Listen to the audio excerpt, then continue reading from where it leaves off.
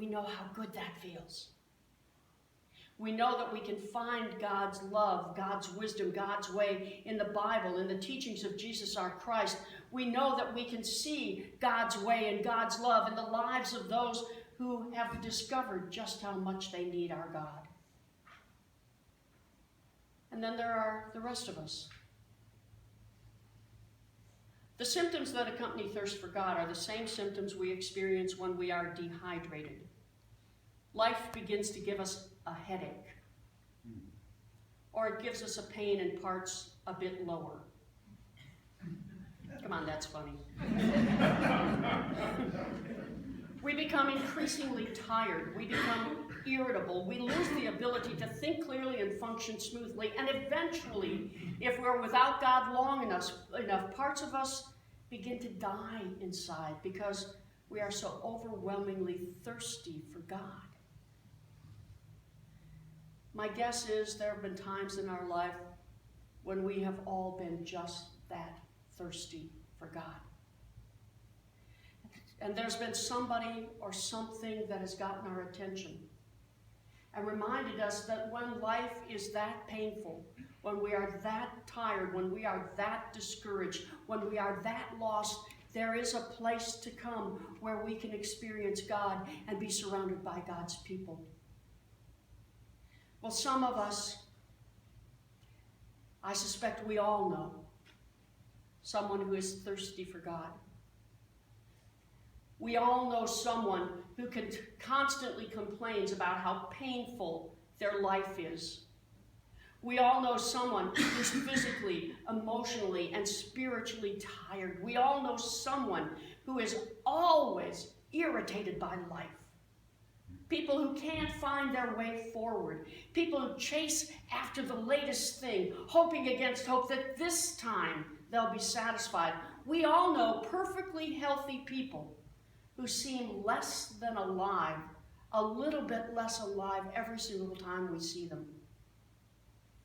And those people that we are thinking about wonder why followers of Jesus Christ don't talk to them about our faith. 63% of the people living in Manitowoc and Two Rivers have no faith involvement whatsoever. It's about 20,000 people. No, it's more than that, 25,000 people. Out of those 25,000 people, there are 87%, so almost 90%, so let's say 20,000, who are wondering why those of us who are regular churchgoers have never once invited them to come to worship with us. They're wondering why we haven't reached out to them to say, we've got a Wednesday evening deal coming. You don't want to make supper, come have soup.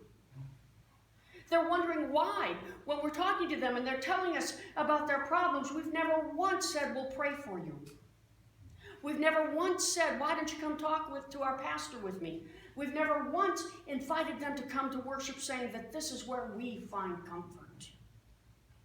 A few years ago, the statistic was this, that United Methodists invited somebody to worship with them once every 32 years. That has changed. United Methodists now invite somebody to worship with them once every 38 years. We're not doing our job, friends. We can't claim to care about people. We can't claim to love others. We can't claim to love our neighbor as much as we love ourselves, or to even love God with all our hearts, if we have never once talked to somebody we know who's dying inside a little bit at a time about our faith. We can't claim that we really love our neighbors or care about our community if we've never once invited somebody we know who's hurting to come with us to worship or to Bible study or to go out for coffee and talk about your faith.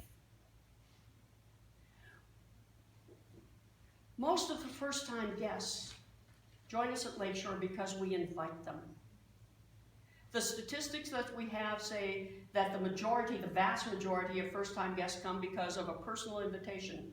Some people drive by and are willing to take a chance, but the vast majority of first-time guests come because they've been invited.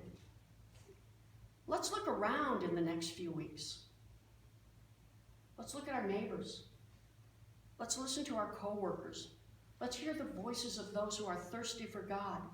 Let's look at the names that are on the window in Fellowship Hall, names of people that we said we will pray for, so that we can find the opportunity and the courage to invite them to come with us to worship.